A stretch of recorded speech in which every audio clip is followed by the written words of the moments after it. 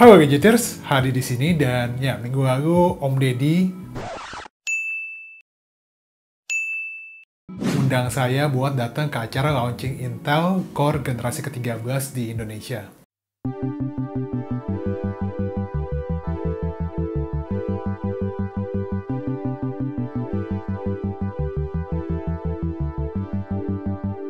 Tapi setelah saya pulang dari acara itu, saya baru sadar kalau laptop saya yang udah saya pakai 5,5 tahun ini ternyata masih Intel Core generasi ke-7. Tapi sebelum saya cerita mengenai laptop saya tadi, saya mau cerita dulu mengenai acara launchingnya itu sendiri. Launching Intel Core generasi ke-13 di Indonesia kali ini memang terhitung agak telat ya, karena biasanya tuh prosesornya tuh launching dulu baru mulai jualan. Tapi kali ini tuh sebetulnya prosesornya ini, Intel Core generasi ke-13 ini udah bisa dibeli dulu di pasaran. Baru ada launchingnya sekarang. Di global sendiri itu sebetulnya sudah launching dari akhir September kalau nggak salah. Jadi selisihnya cukup panjang ya, beberapa bulan. Intel Core generasi ke-13 secara nanometer, secara litografinya itu memang masih sama dengan Intel Core generasi ke-12, yaitu sama-sama 10 nanometer.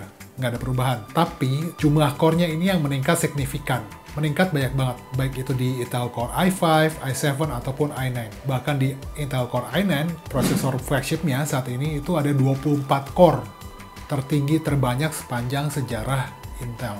Tapi saya baca beberapa review dan nonton beberapa review juga, banyak yang menyebutkan kalau Intel Core generasi ke-13 ini kayak sobat PLN. Performa memang meningkat drastis ya. Sekarang clock speed-nya yang Intel Core i9 yang flagship-nya itu bisa sampai 5,8 GHz tanpa overclocking. Tapi kebutuhan listriknya, konsumsi listriknya juga meningkat tajam jadi 253 watt. Ya idealnya sih menurut saya prosesor generasi terbaru itu harusnya performa meningkat, tapi konsumsi daya itu turun atau minimal sama lah dengan generasi sebelumnya. Ya, tapi itu yang tadi saya ceritain adalah prosesor buat komputer, buat desktop PC. Prosesor buat laptop atau laptop dengan prosesor Intel Core generasi ke-13 itu sendiri biasanya akan muncul di pameran CES di Las Vegas pada bulan Januari. Estimasi sampai ke Indonesianya itu sendiri sekitar 1-2 bulan, berarti sekitar Februari atau Maret di Indonesia kita bisa udah punya atau bisa beli laptop dengan Intel Core generasi ke-13. Kembali ke laptop saya yang udah saya pakai sekitar 5 tahun lebih.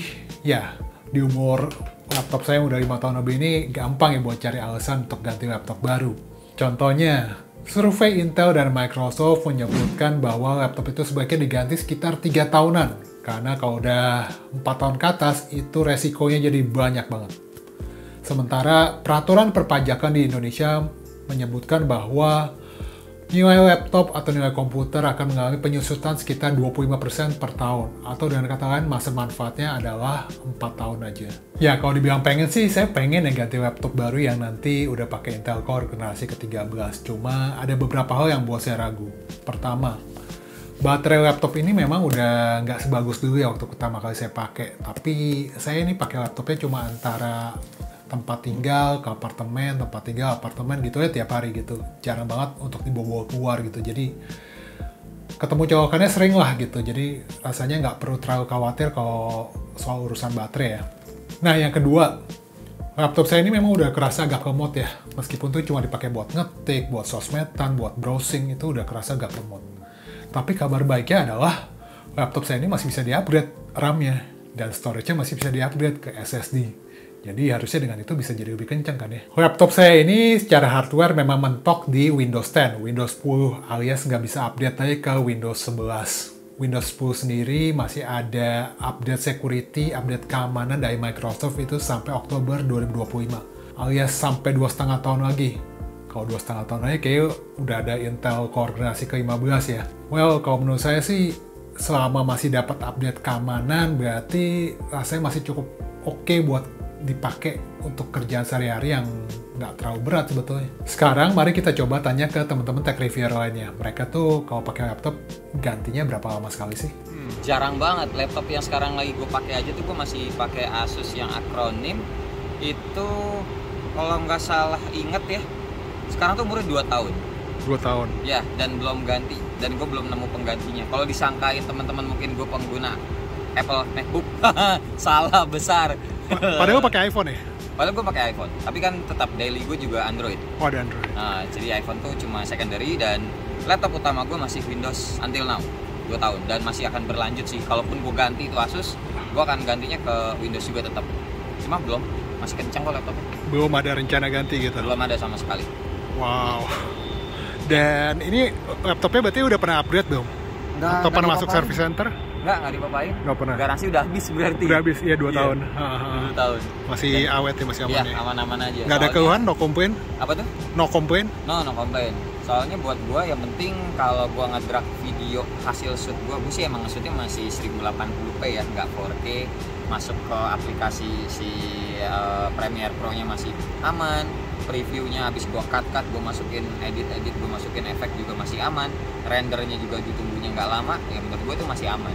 Oh, ngeditnya di situ ya? Iya. Oh, oke. Pakai laptop aja, jadi nggak pakai PC. Wow. Yang penting satu sih kalau Asus ya, atau Windows sih lebih tepatnya.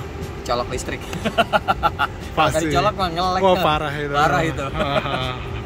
Oke, sekarang pakai Ryzen 5000. Yang sekarang pakai ya. Sebelumnya itu mungkin Intel 8 Gen atau 9 Gen. Jadi kenapa kemarin beli laptop tuh karena waktu di Bali kejebak pandemi nggak bisa pulang, akhirnya beli laptop di situ. Oh, beli laptop di Bali. Sebenarnya agak terpaksa sih karena emang di rumah tuh pakai PC juga ya. Dan mungkin kalau bisa dibilang sekarang tuh zamannya layar OLED ya, itu mungkin akan jadi pemicu makin cepatnya orang ganti laptop sih. Oh, kenapa tuh? Karena pertamanya di luar itu kalau IPS tuh nggak kelihatan. OLED tuh ngaruh banget. Udah gitu lebih bright, lebih kontrasnya juga lebih bagus gitu kan. Mungkin itu sih. Kalau next laptop tuh pasti OLED, harus OLED. Kalau enggak. Lu udah ada rencana ganti laptop? Ada. Belum.